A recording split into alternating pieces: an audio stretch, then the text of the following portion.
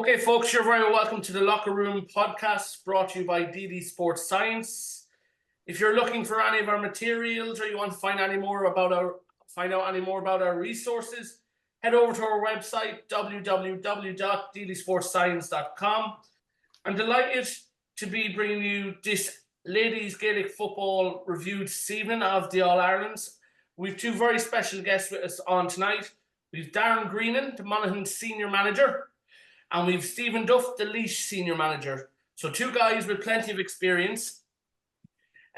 What we will be doing, we're going to dive right into it. We're going to review all three finals. We'll start from the junior and work our way up. One thing I will say from the outskirts looking at this, if you were looking at the bookies yesterday morning or you were doing anything like that, I don't think too many people would have had Leitrim or Fermanagh in a double or a treble. So I'd say a lot of lads would have lost out after the first game. So Leitrim or Fermanagh weren't favourites yesterday. Leitrim definitely weren't favourites yesterday. I think some bookmakers they were doing 5-6 to 1. And then Kerry, I think I'd say everyone probably had them backed, unfortunately, for Galway, but we'll delve right into it, guys, and we'll start with the junior final. Fermanagh won 11, Laois 12 points. For me, it was a battle of the two 14s, where there was Eimear Smyth and Kate Flood. Eimear Smyth scoring 1-9, 6 frees, and Kate Flood scored 8 points, 7 frees, 1 from Clay. What was your thoughts on the game, lads? Stephen, I might throw it to you first. Yeah, I know Laois were favourites on the bookies, but I think it was very harsh towards Fermanagh. I think Fermanagh having Eimear Smyth and Laois Bogue alone, two savage footballers, and Eimear Smyth, who was delivered on that stage time and time again. Now, Laois have Niamh Rice and Kate Flood and a few others and the experience at intermediate, but I thought going into that game, Fermanagh with the experience, I've been in Croke Park before, had every chance of that game. I didn't think there was a massive difference in them that was being reflected in the bookies, but I think the class of Eimear Smyth just shone through. I think Kate Flood missed a couple of frees at crucial times that really kind of killed the momentum of Laois going at times, whereas Eimear Smyth was just converting, and the 1-3 she got from play was invaluable at the time she got it from. So I loved the game. I thought it was a really interesting game. But for me at the time, I was surprised that we were just chatting beforehand about the gap that the bookies had of that. I don't know, maybe Darren would have found it a bit different, but for me, I thought Fermanagh had every shot going into that game. No, I didn't put money on it myself because I thought it was going to be tight. I went on money on the other two games, but I thought Fermanagh had every chance going into that game. What's your thoughts on it, Darren? Yeah, I suppose, look, I live very close to Fermanagh border here, and I have sort of a bit of an insight into the Fermanagh football. Probably close to Louth as well, as it happens. But probably I would have fancied Fermanagh for this one. We actually played them twice last year in a couple of challenge games and got to know CJ, I suppose, over the years well. Very passionate manager. Really had those girls working hard. We played them. It was actually our very first game as a senior management team. We played against Fermanagh and had a bit of 4 or 5 week head start on us at that stage back in, I think it was just after Christmas, maybe. We were only getting together. It was our very first game together. They were very sharp that day we played them. Now, they gave us a bit of a tank in that day. They were at probably near enough full strength. Thought they were excellent. I mean, they've got a couple of standout forwards there, and they performed on the day. Laois Bogue, Eimear Smyth. There's a bit of telepathy there between the two of those. They're two outstanding players. Would have come across Eimear regular and underage, so I know exactly what she brings to the table. On that day, they just had a hunger and a work rate to them very early in the year that I always felt they were going to be there or thereabouts, and I was shocked. They got caught probably in the semi-final of the league. I was fully expecting them to be promoted. They're definitely not a Division 4 side as they've shown, nor are Leitrim when you look back in that league. They were the two top teams really. Both probably got caught in the semi-finals, but no, there's some real quality and real experience within that Fermanagh setup. And I think last year I don't think Eimear played on the panel last year. She wasn't available, and I don't think Laois Bogue played either. So I think getting those two players back in and Kayla Bogue as well, getting those players back in, Joanne Doonan back from Australia with that experience, couple that with that new management group and led by CJ. I always felt they were going to be right in the shake-up. Louth, obviously, for people maybe not not maybe au fait with everything. Coming down from intermediate, they're always going to be picked up as favourites, and they had a decent campaign in Division 3. We played them as well. Quite early in the year, and again, it was a good battle. Good quality side. Look at quality ladies football. I think it goes without saying, even on the evidence yesterday of those games. Junior, intermediate, senior. There's not a lot between those teams, and with Monaghan this year, we played a lot of teams from the intermediate championship, obviously, and then we played a couple of the senior teams, we played a couple of the juniors, and there's not that much in them. So I say I don't do any of the don't gamble or don't be involved in that, but didn't even know the odds. But I would have fancied Fermanagh going up there, that they were going to do a job, and lo and behold, they did. And I suppose, as you said, it really came down to that shootout. But you put your house on Eimear Smyth. She's a brilliant free taker, brilliant at converting ball from play. Decision making is excellent. She's a generational footballer, I would say. She'd walk into any team in the county, no problem. She's a fantastic footballer, great attitude to the game. Yeah, and to be fair to Fermanagh, they came out with all guns blazing, and even after all the good work they'd done, Stephen, they went in at half time. There was only a kick of a ball between them. It was 1-5. Fermanagh came out in the second half, early in the second half. They probably could have been out of sight. McManus had two unbelievable opportunities. I know one was saved, and then straight after, not a minute later, one rattled off the bar. In fairness to Louth, they put the gap, they brought it right back, and then I just think the class of Eimear Smyth really just kind of shone through. I suppose she's a girl that you'd love, Stephen, to have her down in Laois, or same to yourself, Darren, you'd love her up in Monaghan. Yeah, you absolutely would. I think, like Darren said it to her there, she'd walk onto most teams in the country. I don't think there's any teams she probably wouldn't. There's no one really that's jumping out to mind. But I think it's unfortunate, but it's the way it'll be measured against it. It was Eimear Smyth versus Kate Flood, and I think Eimear Smyth just held that little bit stronger throughout the game. I think even saw it from the television footage. I don't know if any were there or if any were watching the television, but they would used to zoom in on Kate Flood after she missed the free. You could see the body language was consistently getting worse and worse, and you felt for her, what was it going to kick into gear? Now, it never fully fell away from her, but she just missed the ones at key points that were to keep them in the game, and you worried for her. But Eimear Smyth just has this confidence and this aura about her, and there's something about her that's really, really special, and she loves the big occasion. And I know we're talking about Kate Flood and the Louth team. There's an awful lot of experience and good players in that Louth team as well. Like Niamh Rice, savage footballer, but she never really got massive opportunities there. She got a couple of balls that were in behind and took her player on, and she was fouled. She finished with a point or 2 points. I thought we could get a little bit more from her. Maybe that's a reflection on Fermanagh, that they kind of had her nailed down. You've Kieran Nolan in the backs there who can add an awful lot going forward, but after, I think, 20 minutes, she might have been on 2 or 3 ticks. It's just her abrasive way of playing, and I felt she was limited then from the half back line, and never got a huge amount else from the half back line coming forward from Louth. So it was just either very well managed from Fermanagh, and then the class of Blahi, Kayla and Eimear up front really shone through. But I think having Blahi and Kayla back was massive for Fermanagh, and Joanne doing it as well. Like Darren touched on it there. And I think the experience that Blahi would have got with Queens this year, I just see a bit more maturity in her game, and she's been playing really, really well for Queens this year. I think it was Queens this year, but yeah. There's something a bit more mature about Blahi in the way she's playing this year, or what I've seen in the couple of games that I have seen of Fermanagh. But yeah, for me, it's unfortunate it comes back to Kate Flood versus Eimear Smyth, but I think Eimear Smyth managed the occasion that little bit better. Yeah, and to be fair to, I suppose, I know Louth will be disappointed this morning waking up, not coming home with an All-Ireland title, but they've had a good year. Obviously, they've maintained in Division 3. They won the Leinster Junior Championship, and they've reached an All-Ireland final. So for the guys that are in charge for their first year, they've done, as far as I'm concerned, they've done a really good job. Obviously, CJ and them, they were unfortunate not to get to Division 4 league final. They won the Junior Championship in Fermanagh as well.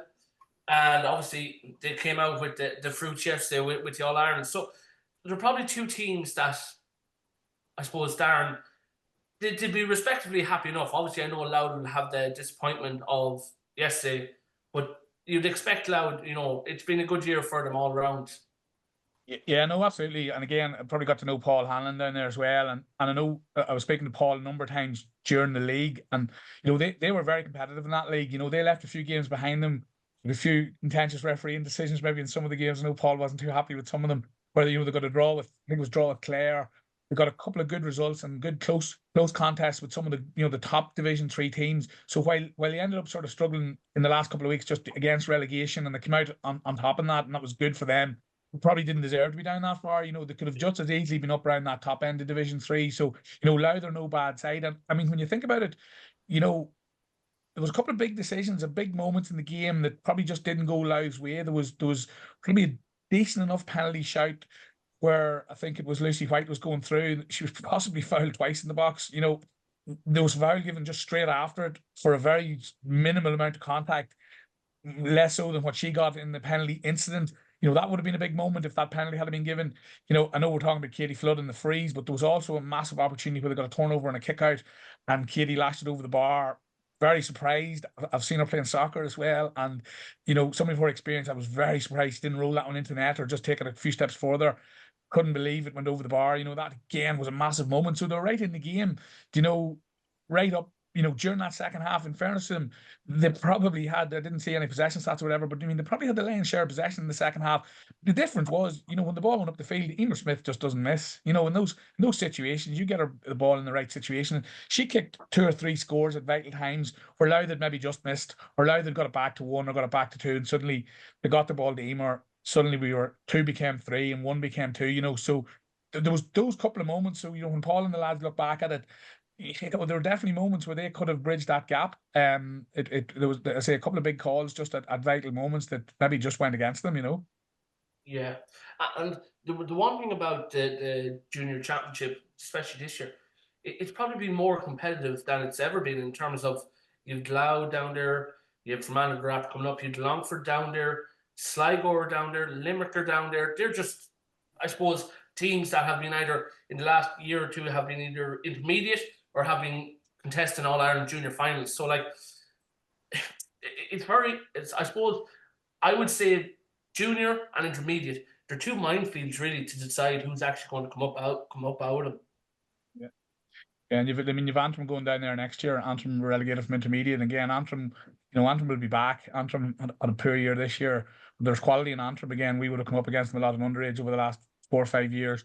There's good stuff there, and there was whatever was going on. They seemed to lose a lot of players this year, but I would say those players, when they do come back, Antrim will be a force down there again next year. So you'll have Louth, Antrim really pushing it. You've obviously Limerick and Carlow, who aren't that far away either. So yeah, no, it's great. It's great for ladies football in terms of the development, and it's while God forbid I wouldn't like to be getting relegated and stuff, but it is opportunities for counties to regroup and rebuild. And I'm sure while Louth are disappointed today, they'll still see a massive opportunity going forward next year for them, and they've had a good championship. They've probably had good benefit from being in that at that level, and hopefully it brought on more girls for them, and they'll have that hunger to go back at it next year. Yeah, and Stephen, I suppose you're on the border down with Laois and Carlow. Carlow probably very unfortunate. They had a really good year as well, I suppose. Won a league title, beaten the Leinster junior final by Louth, and I suppose they're the maid of honour really for the last couple of years. They're just knocking at the door of getting to a junior All-Ireland final, just not there yet. Yeah, and I genuinely thought this year would be their year after doing so well in Division 4. Ed Burke had been building for, and I think it's 2 years. He's finished. I think this was his 3rd year, and he had everyone back in Carlow, and he had everyone pushing in the same direction in Carlow. And I really thought this would be their year, but unfortunately for them, it wasn't. But it'd be interesting to see what Carlow come back next year. Is kind of where my head is at, because Ed did so much to get everyone back.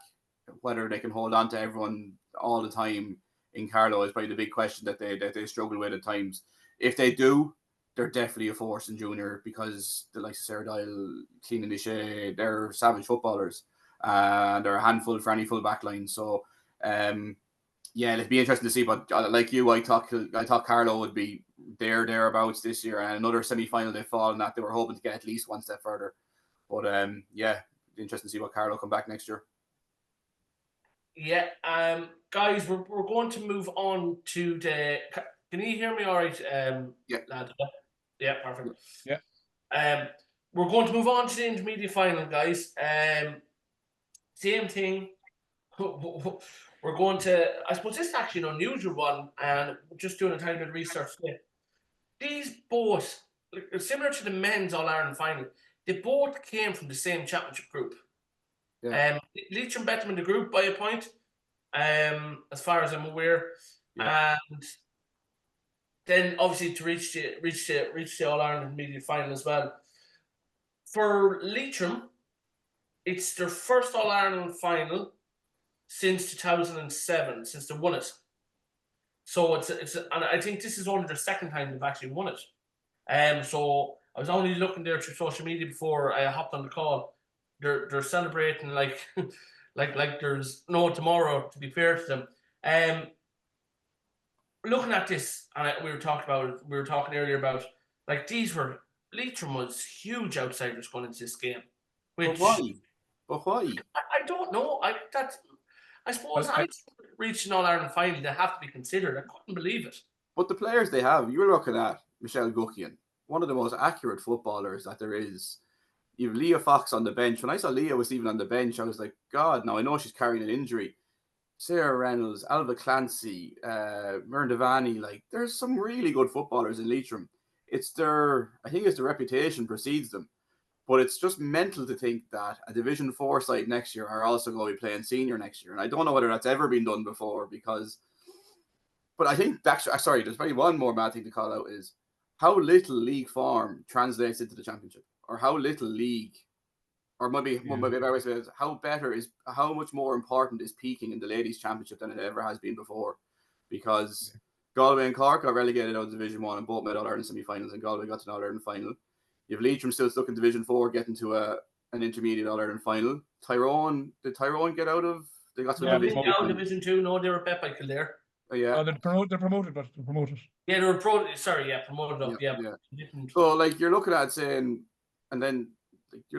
what value is there in the league and performing well in the league? And maybe Leitrim are showing us all that there is none. It's about getting through the championships and timing your run as best you can, because God, I would have had conversations with Johnny earlier in the year, and he was confident that this is what was going to happen for the year. This is not something that just came out of nowhere. He was building something all year for this, and anything else was in his way. And I'm speaking from being a college manager, that we were competing on players, and this was what's going to happen at the end of the year, and the players wanted to be on board, and fair play to him. He made it happen. I don't think many people would have believed him. And for you as coaches, Darren, just to cut across you, for you as coaches, and as managers and kind of managers, for you, would you put a huge focus on your league, or is it all about, I suppose, the All-Ireland? I suppose from my point of view, I've come in, this is my first year with Monaghan, and we come in with a brand new group. So, put focus on the league. Division 2, it was a very tough league. It was a tough place to learn your trade. We had a lot of debutants, a lot of new players played for Monaghan County Seniors for the first time this year. So it's a hard place to learn your trade, because I tell you what, there's not much hiding in it. I mean, especially Division 2, every game was competitive. Everybody wants to stay up. Nobody wants to be the manager, or nobody wants to play in the team that gets relegated from Division 2 to Division 3. And, especially in Monaghan, look, there's been a tradition in Monaghan. Monaghan were in Division 1 for 23 years or something, and they only recently went down to Division 2 for the first time ever. So there is an emphasis in Monaghan that we don't go down to Division 3 for whatever reason. So and I felt, playing in Division 3 or Division 2, sorry, there weren't any teams holding back. People were going for it. The games come thick and fast the early part of the season. You have a good chance to regroup before championship.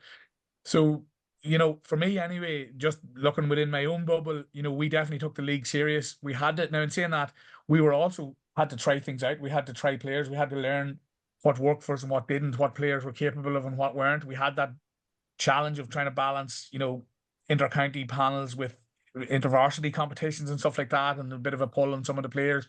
That can be challenging, So, it's a good question, but it's hard to know. I suppose, just in answer to your first question around, why Leitrim maybe weren't picked out as favourites, or maybe we're so far back with the bookies or whatever. Like, if you were ranking the teams, the start of the intermediate championship and looked at where they finished in the league, Leitrim were the lowest ranked team, let's say. They finished in, I think it was 4th in Division, Leitrim finished 2nd in Division 4. But you had teams there 3-4 teams in Division 2, 3 or 4 teams in Division 3, and then you had, you know, Leitrim and I think it was Wicklow maybe from Division 4. You know, so they wouldn't have been on the radar from that point of view. Now, as we said earlier on, they had a really good league campaign. Very unlucky not to go up.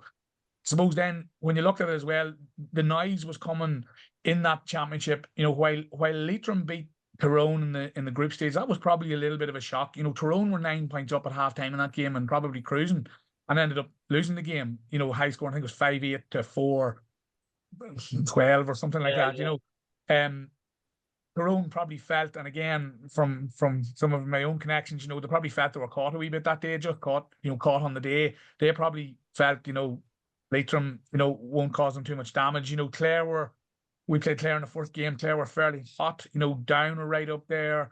You know, we had a decent enough shout at it in ourselves, you know. So there's probably one side of that draw when the quarter-final draws came, you know, there was Monaghan versus Down, there was Tyrone versus Clare. People are probably looking at that side going, you know, the winners will probably come from that side of the draw, you know, and they looked at the other side, you had Leitrim, you had Westmeath, you had Roscommon and Wexford, I think it was, you know, so they were looking at the other side going, yeah, well, the winners are going to come from the other side. So they probably came in a wee bit on the blind side, I suppose. Beating Westmeath in the semi-final, or beat Wexford in the semi-final, wasn't it? I can't remember. And as I say, it was Down in Armagh on the other side. And again, that's where, you know, some of the attention would be. So, you know, it's probably a combination of some of those things as to why they weren't picked up. Obviously, you know, there's some very talented footballers there that have, you know, put the years in for the Leitrim team and would be well known. You know, again, Tyrone did a fantastic campaign in Division 2 of the league. You know, pushed a real good Kildare side all the way, you know, into the league final. Even probably could have snuck that league final on a different day. They got promoted to Division 1. You know, fantastic outcome for that group. So, you know, there probably would be reasons why Leitrim, as I say, we didn't play Leitrim this year, so I don't have a massive insight to them. But we played Tyrone in 2 games, and we played them in the league, and we played them in the Ulster Championship. We actually beat them. So, and I would have watched a lot of their games. I actually seen them playing Down in the semi-final. I was in at the game, you know.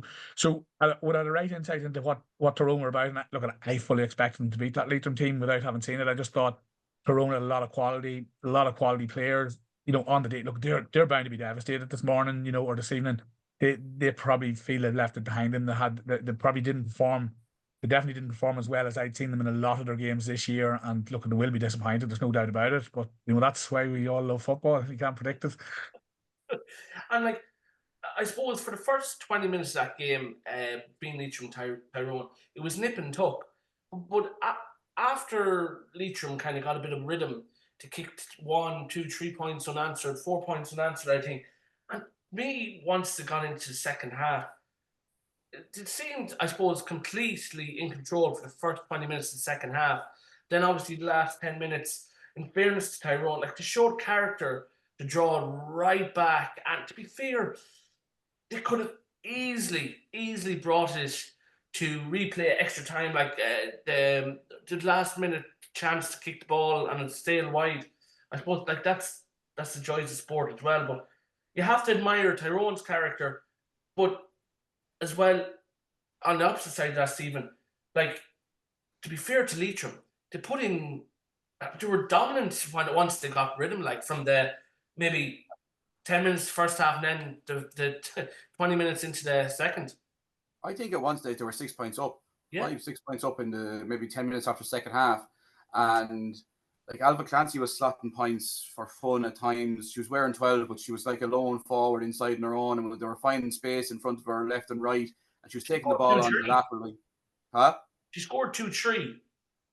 Yeah, and she was on her own 1v1 at times, in on like 1v1 on the television screens now as well. It probably looked a little bit different in the stadium, but she was taking it on them, like, as a coach, them lateral lines that you're coaching all the time to try and get them, that they're on the half turn and can always get a look. And some of the ones she was taking were lovely. I think Tyrone, I don't know what it is. I say I'm surprised and looking from the television, but they struggled to break down Leitrim's defence. Leitrim seemed to hold 3 around the D at times and maybe have 1 player sitting in the box. And at times, Sarah Reynolds was that player in the box, and there might have been 3 in front of the D on her there. And there was no Tyrone player in behind that, say, close to the goal. And that Tyrone, at Leitrim at times in that period where they were so dominant, looked so comfortable in defence, and Tyrone were taking pot shots, which is not something I would have kind of associated with Tyrone as well. And I thought they'd have been a little bit more composed. And the composure that they showed in maybe the last 10 minutes would have been so much more valuable to them in that third quarter when they fell so far behind. Now, Leitrim probably did wobble a bit in that last quarter. Maybe they were just so much further ahead than they actually expected to be, and they got a bit of a fright. But like you said, the Tyrone character took advantage of that. But the third quarter, I think, really was the change in the game. And Darren mentioned moments a lot in the junior final. I think there was so many moments in that third quarter of the intermediate final, like where say Tyrone would have been turned over in Leitrim's defence, or they would have kicked a pot shot that would have went wide, or sliced it, they didn't even go out when he went for a line ball, and then type of things sucked the life out of a team. But I think the way Leitrim played, they looked sure they were going to win it. I don't know why. They just, from that 10th minute, they just looked that they were on plan. This is what they wanted. They were sure. Yes, they wobbled in the last 10 minutes. It wasn't even really a wobble either. It was a lot of the Tyrone intensity that brought to the game and a bit more composure they didn't have in the third quarter. But you have to admire Leitrim. Like they had this plan. Yeah, it was a little bit defensive and negative and whatever. People would complain about that, but they got the job done. And Tyrone struggled to break that down for 3/4 of the game. Yeah, I think that was the key. That was the key to it. I think you're right there, Stephen. Again, I've come across Johnny in some of the underage teams a few years ago, but Leitrim had a system. They packed the defense and they transitioned and broke fast. And with Mullen, Devaney and Alva Clancy, and then Michelle Guckin inside, they had three brilliant ball winners. And they when they broke fast, they won ball and converted. And then obviously they got their defensive shape very quickly, and that Tyrone found it very hard to break that down. Like look at Leitrim had 2 or 3 big goal chances early on in the game where they got in behind Tyrone, where they were able to break fast. Tyrone didn't have the numbers, they didn't have the defensive structure in place, and they made hay when they could get that ball out quickly. And then, as you say, the defensive numbers were there, and Tyrone didn't really penetrate them. They didn't really have that many big goal chances apart from the couple that they got. Again, a couple of moments, maybe snapshotted, some good shooters on the ball, like Chloe McCaffrey, another one of these players that you sort of put your house on. She got the ball in a really good situation, and very surprised to see it end up where it did. But that was probably the crux of it. They just struggled to break the line and get into the shooting zone. With enough times. Yeah, and like you spoke about the goal chances, like the one Laura O'Dowd had in the first 5 minutes, you're like, God, that needs to be. She looked like a girl who was a back take and then a punt kick at the goal. She looked so uncomfortable. She was even shocked herself to find herself in that position. But if that had went in, like that 5 or 6 point gap was all of a sudden 8, 9 points. And like you're right, Leitrim had more chances to be further ahead. Now Tyrone had chances, but they weren't as clear-cut chances as what Leitrim had. The chances Tyrone had were point chances that they put wide, or they dropped short, or they sliced.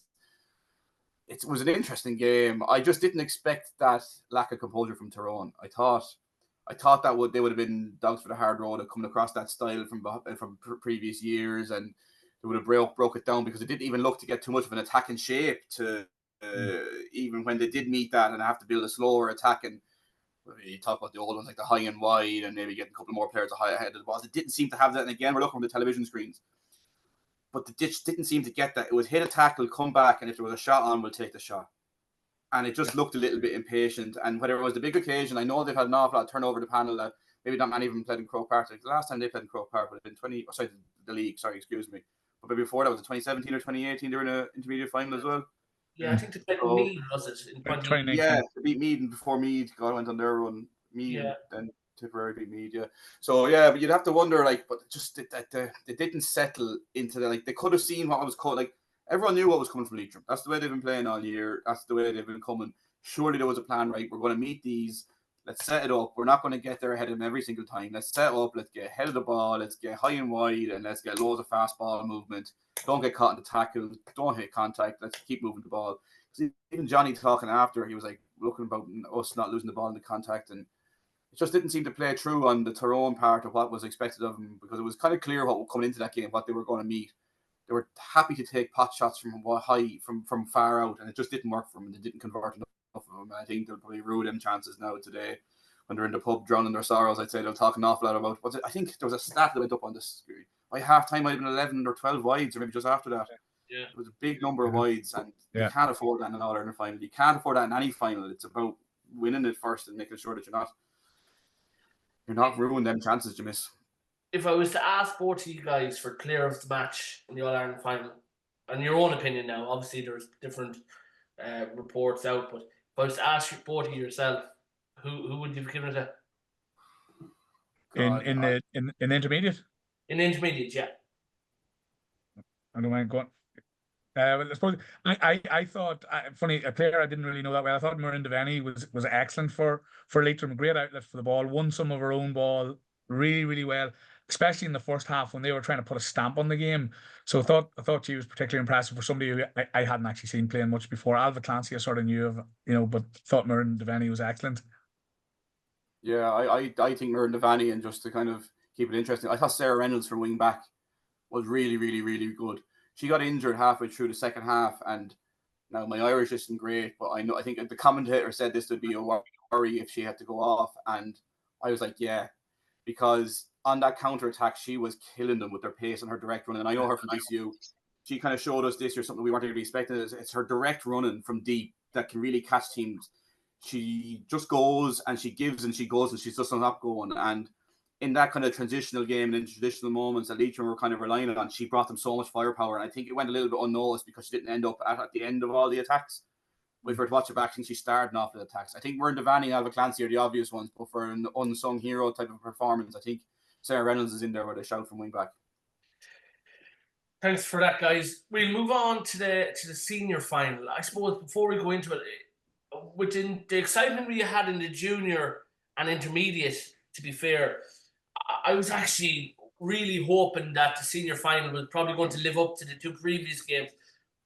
I don't know if it did meet expectations, being honest with you. Kerry obviously came out on top on a scoreline 3-14-11. It's their first All-Ireland since 1993, and I've only seen a stat today as well. I think it's their 12th in their history, and they've outpassed Cork for All-Ireland titles. It was good, to be fair to Galway and Daniel Moynihan and the crew. It's a great achievement for them after looking back at last March and they're facing into, relegation division and heading to Division 2 for 2025. What's your thoughts, Stephen or Darren, on that? Yeah, I think it was we talk about Tyrone feeling low in whatever pub they're in today. I think Galway will be the most low team. I don't think they showed up at all and showed what they were capable of at all. I think, now look, don't take away from Kerry's performance at all. Kerry came up and they came with a plan and they looked more ready for a final than they had in the last 3 years. So that's just that. I just expected a better game. I thought, we all know the talent that's in Galway. Galway have been undercooked for so many years, and even this year getting to the final without the three noons. The two of them are on J1, and they don't know what the third one's doing. But they still don't even have all the talent available to them in the county, and they're still getting there. But obviously, I was at the end of a battering from Galway this year with Laois, and what struck me was the sheer pace and intensity that they were playing at.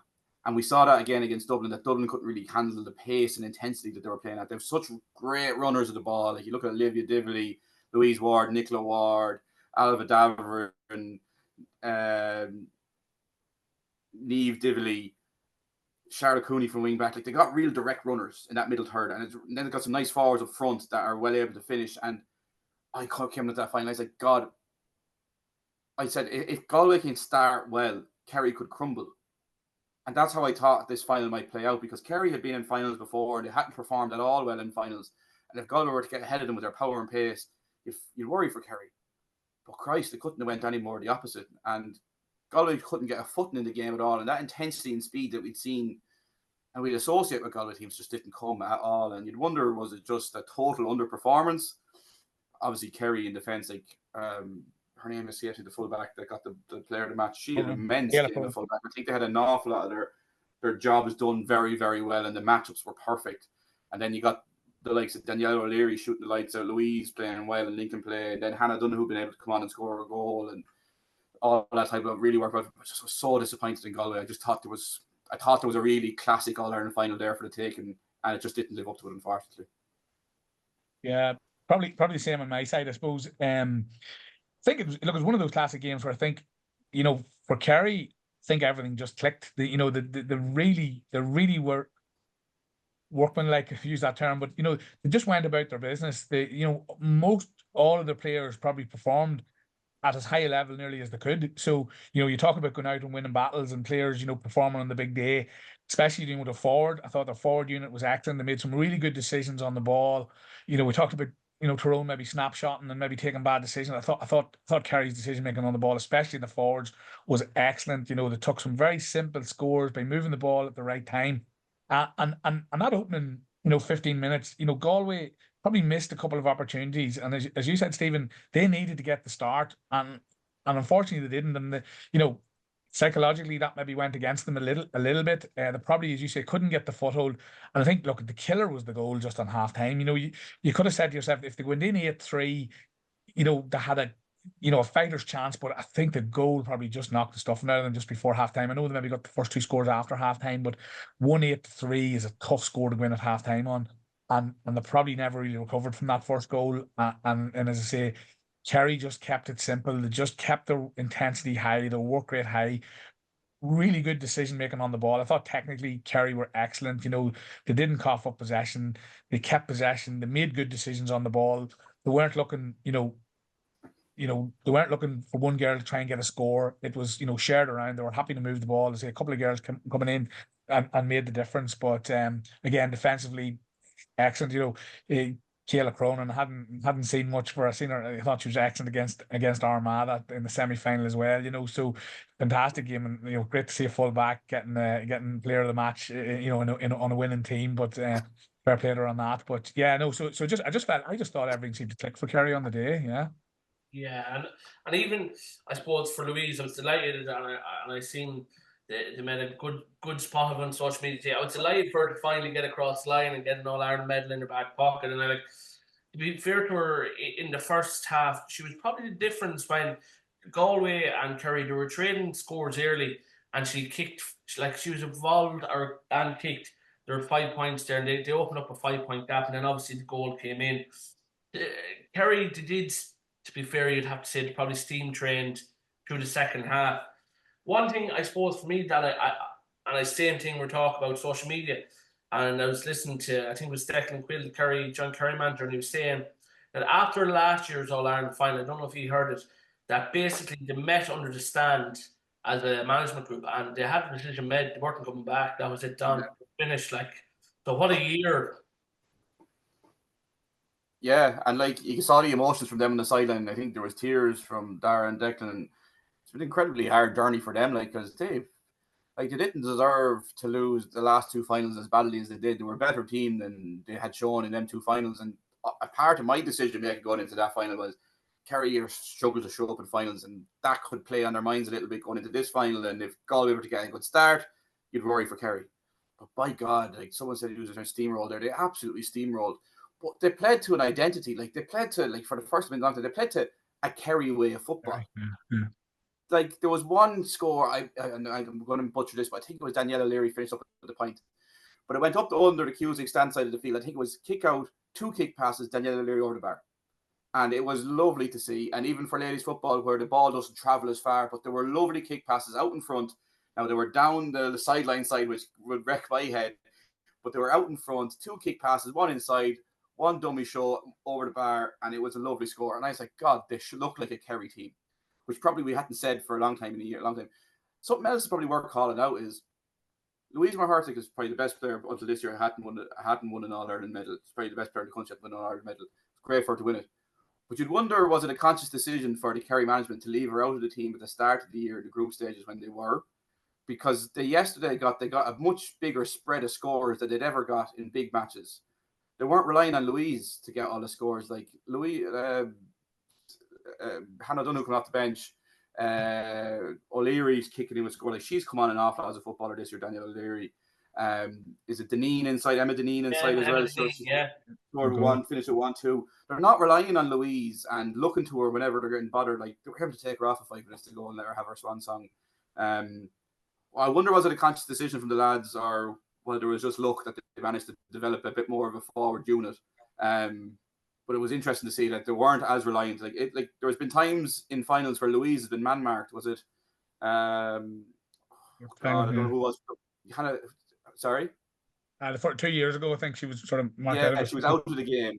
Against the Dubs, she was out of the game. I can't remember who had her. Maybe Leah Caffrey was on her. and Leah Caffrey cleaned her. And Kerry didn't have anywhere else to go. Where yesterday, yeah, she kicked 6 points, 4 from frees, 2 from play. But like, there was players around her that were playing good football too, and they weren't desperately reliant on Laois to do everything. As I think it was that decision making in the forward unit in particular. I thought they moved the ball really well. They weren't, it wasn't get it to Louise and Murhurtig and she'll kick it over the bar. It was like, get the ball into the attacking zone, and the best player will get the ball, and they'll move it to the best player in the best position. I thought they were quite clinical in that. I think that was a big thing. Also, Kerry physically very big, strong players as well. I think physically they're very imposing. And even the Armagh semi-final I was down at it, and I thought physically the size of them, like they're strong, powerful players. And that's quite intimidating in ladies football. But big, powerful runners. Strong in the tackle, breaking tackles. I think that was another maybe difference. They probably looked.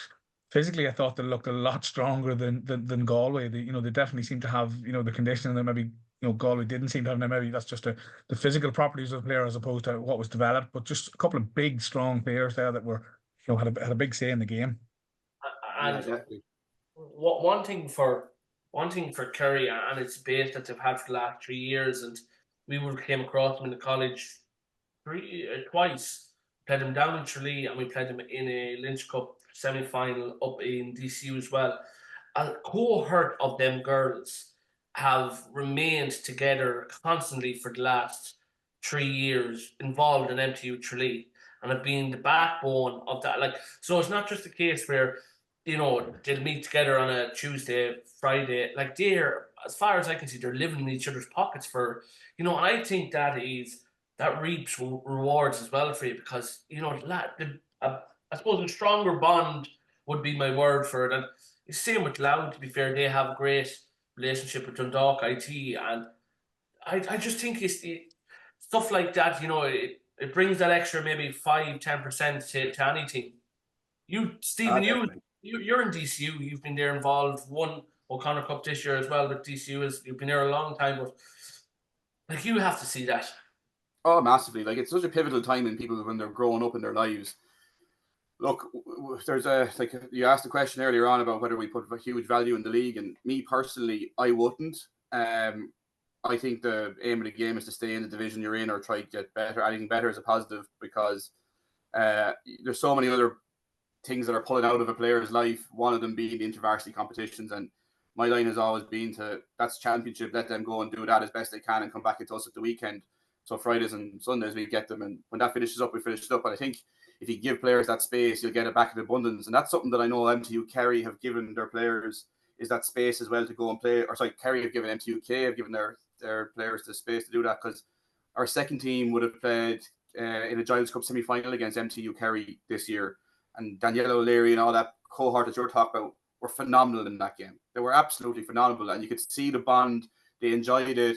They were really. It was like their All-Ireland final and them getting to that Giles Cup final. But like, you're right, the bond that they've developed, and it is massively key. And I think we could miss a trick if we were to lose. I know there's not a lot of pressure on the calendar. I think we would miss a trick if we were to lose the O'Connor Cup, Giles Cup, Lynch Cup, the Mall that are there, the Monaghan Cup. I think there should be a point in the calendar that's held for that. For me personally, as a coach, it's been my most enjoyable times of coaching has actually been involved with the college competition. You meet so many different girls from so many different experiences and backgrounds, and they're coming into this space where they just get to come and enjoy their football, and they're playing at the highest level. Now, we're blessed in DCU that we have such a pick, and we are playing at the highest level. So girls that come in to train with us are training with Dublin girls, Meath girls, Mayo girls. Mayo are our biggest representation. You've got girls that are coming from Donegal, and you've got girls that are coming from all over the country. So we're blessed in that scenario. Not every college is as blessed as that, and we're very grateful for it. But it's such an experience that should be utilised for the player that's coming in. It's transformative for them in their years where they're starting to become an adult, and they're given that space to go and actually grow up and not be under mommy and daddy for the first time. The problem that comes is for county managers, and I have my head in both spaces now, is the communication piece. That's the biggest problem. Is county managers are in a place where they're in a building phase, whereas colleges are in a performing phase, and it's quite difficult to match that up. We personally would never do any fitness with our players in college games because we think they're coming in here to enjoy their football. But what we do is have that communication piece where if Darren was to say to me, I've got 3 Monaghan players with you and I need them to get to this work rate and put their GPS on and we're not getting any of the same work rate out of them, we'll do it at the end of a session. And that's just the key communication piece that should be employed between inter-county management, college management, to utilise for what exactly might have worked between MTUK and Kerry this year. I think DJ Collins in Limerick needs to be called out for that, because UL would have a big connection with Kerry as well, and they work quite closely in a similar model that we would. You would have had like Fiona Tagney and Hannah Donoghue and Shifra Shea. I think she might have been in UL as well for a while. So like massive overlaps there as well. But there's an opportunity there if it can be done in the right way, as long as you've got both parties who are willing to communicate. That bond that you've spoken about can be or can be replicated all across the country, as long as you've got both parties that are willing to communicate and work alongside together. And one thing I threw at you: would you change the timing of the O'Connor Cup? Would you put it pre-Christmas or both, or what would? I don't think you get away with it pre-Christmas. I don't think you get it. I think we're in a dangerous conversation now where do we go the same way as the Sigerson? And Sigerson has totally lost its value. It's a month too long of a competition and it's totally lost its value. And I think it's actually nearly working in the ladies apart from, as in the format is, apart from the time in the calendar that it's at. Now, we can't ask for more time. So I think we can do is try condense it down a little bit, but move it 2 or 3 weeks earlier. So rather than it starting on the last week of January, the O'Connor Cup, started on the 2nd or 3rd week of January. And rather than finish on the 8th of March, that is finished the 20-something of February. So, like, for example, this year, we had 3 rounds of the league, National Football League, before we played the first round of the O'Connor Cup. That's very difficult on the player. It's very, very difficult on players and both sets of management teams trying to figure out who we're going to have. We're trying to monitor workload here. We're trying to balance player welfare. That's very, very difficult. I think it used to be in a way where you played 2 matches of the league, 1 match of the O'Connor Cup, 2 matches of the O'Connor Cup maybe, followed by a round of the league, followed by the O'Connor Cup, followed by 2 rounds of the league, and then your finals are on. I think if we could pull it forward, maybe that if there was a round of the O'Connor Cup played before the round of the league and get it out of the way and get it done, I think it might just free up a little bit more space for the inter-county calendar. I don't think there's any obvious fix. I think it's obviously just a jam-packed calendar. I think the ladies' football calendar could be an example to the lads' calendar, like the ways how the interprovincials actually link into your how you seed in the All Ireland Championship. I think that's something that can be looked at. And I think even the ideas of grading, having 3 grade, brilliant. But I just think that, look, it's difficult. But I think we could lose the value of the intervarsity competitions for what they are really right now and what they could be, become even a little bit better. But look, that's for powers higher than I am to decide. Yeah. Darren, I'm going to throw one at you, and we're almost home and hose. Galway's character throughout the championship, after, I suppose, a very shaky start for Daniel Moynihan coming in he's only year 1 from for Galway to be relegated out of Division 1. It's a long time, I think, since they've been relegated out of Division 1 as well. But to show character throughout the championship and end up in an All-Ireland final, what's your thoughts? Yeah, look, I think that's, you're talking about showing character, and that's probably exactly what they've done. It probably would have been easy for a group to down tools and just say we're done. Whereas to come back and play their way into an All-Ireland final. That's what they did. That nobody gave them a hope. We're talking about bookies earlier on and odds. Like, nobody gave them a hope against Dublin in that game. And that quarter-final game. They weren't. I don't know what the odds would have been, but they weren't given a snowball's chance in hell in that game. And I suppose that's what galvanized them, I suppose, to a certain extent. They showed that they had a performance in them. They probably, during the league, you talked earlier on, Stephen, about who puts value on it and what they don't. It's probably Galway probably felt that they have enough to stay up maybe in the league, but they had players away, they had players coming back as they went through the league, so they probably didn't have their full deck throughout the league at all, really. And then they'll probably feel, look, unfortunate they're after going down. Themselves and Cork have actually gone down into Division 2. Like, Division 2 is an unbelievably competitive league now coming up for 2025. So they've both gone down. Both probably responded reasonably well within their championship campaigns. They both made the semi-final against each other. But I think, Stephen, you mentioned, the Galway probably haven't got the full deck even yet. There's a few players are missing from last year. A few players maybe to come back into that group. I know that a very talented minor group. I think Niamh Divley, they beat Monaghan in the All-Ireland semi-final last year. and I was involved in that. I'm pretty sure Niamh Divilly was playing. You know, there's a couple of very good minor footballers there that'll probably come into that group in the next couple of years. So, you know, look at Galway. You know, I think it was really a show of character, and I think that performance against Dublin is probably what has brought them to where they are now. And you know, they'll be looking at Division 2 next year, looking to get back out of it as quickly as they can and build on what they have this year. But yeah, that's probably it. I think just we call out here. I think Laois gave Galway their All-Ireland final berth. They were losing all their games until they absolutely hockeyed us. So I'll take a bit of credit for that off Daniel Monaghan. Lads, before I leave it, and it's been an absolute pleasure. How is, I suppose, I know Stephen, you came in with Laois, came in later into the season, and Darren, you're moving on to your second year. How is 2025 shaping up? Is there much difference than year one for you? I suppose it's harder for Stephen to answer that, but Darren. Yeah, I suppose look at last year we probably didn't get appointed until very late, so we got a very late start. You know, we didn't get the girls together until something like the 17th of December. So we were really playing catch up for a good part of the league. Obviously this year, you know, the girls have gone back to their clubs now. There's a club championship going on, but you know, some of them are starting to do a little bit of work. They're reaching out now. We're trying to maintain contact just from an S&C point of view. There's a couple of them sort of rehabbing with injuries and a few different things like that. So and obviously we're out now watching the county championship, or we will be watching the county championship. We had, again, could be a few players that, you know, weren't with us last year. We'll be hoping to try and get them back in again for this year. We've probably built, I suppose, one of our key goals this year was to build an environment where girls would enjoy county football and learn to be county footballers, because a lot of, you know, obviously Monaghan have good pedigree, but a lot of our, you know, inter-county all-stars and all-Ireland winners and, you know, seasoned campaigners, they all sort of drifted off the group over a period of 2 or 3 years. So there's been very little overlap. We've only 1 or 2 girls who actually shared the dressing room with the Courtneys or the McCarns or the McInnespies and the McNallys, you know, so we lost that experience, you know. So this year was really about, I suppose, teaching girls again what it is like to be a county footballer.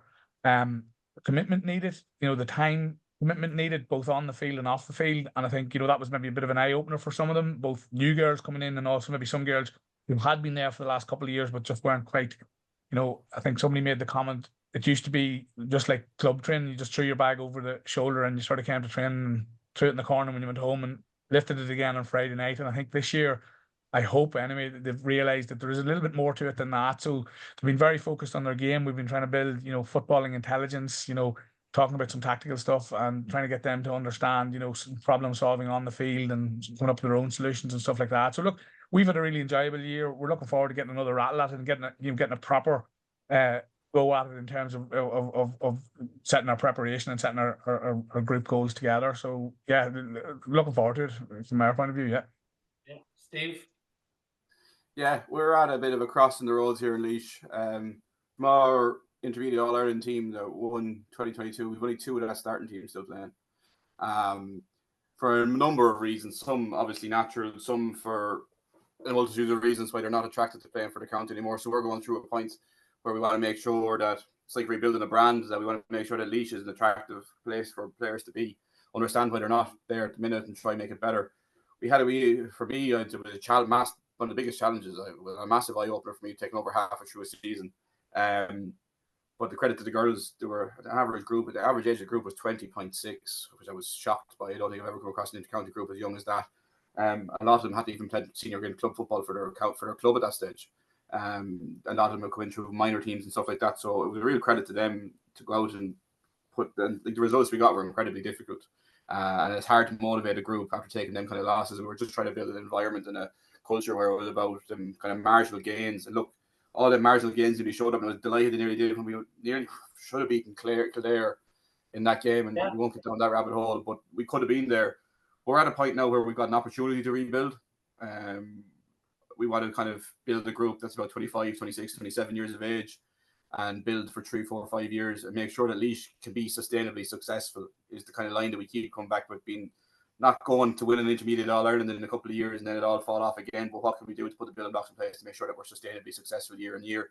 and it shouldn't matter who comes in as manager, that they're falling into a larger plan and larger strategy, which hasn't been there in Laois. So we're starting that at the minute with a long-term athletic development strategy at the minute, and trying to get the right people in place to kind of build that out, and started with senior and minor and 16s and 14s, and then get development squads in and all that alongside it. Lovely bits. Not easy work, but it's just, we have a new county board in Laois. Everything's very new. We've had the last couple of months to get our feet under the table. So look, now it's about building and getting the right people in the right places, and then actually performing and making sure that we're carrying out our tasks and our responsibilities. So look, we'll see how we get on. It won't be easy, as like anything, progress isn't linear. We'll have bumps in the roads, and we'll have really good successes, and we'll have really poor losses, but we'll learn from loads of it. But yeah, look, we'll see where it all ends up. But I'm hopeful. I'm a passionate Laois ladies football fan. I have been for the last 10 years, and I think we're traditionally, like Monaghan, traditionally a ladies football powerhouse that have unfortunately fallen asleep at the wheel maybe a little bit, and I've lost the graw for it. So we're aiming to get back there, and it won't be next year and it won't be the year after, but hopefully in time that we'll get there slowly over time if we keep putting the right things in place. So yeah, we'll see. Difficult year.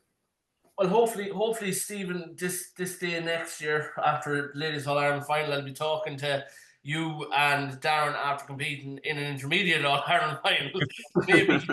Maybe you mightn't talk as much to each other today after what we see. But lads, listen, thanks very much for hopping on tonight again, Darren Greenan, the Monaghan Ladies Senior Manager, and Stephen Duff, the Laois Senior Ladies Manager as well.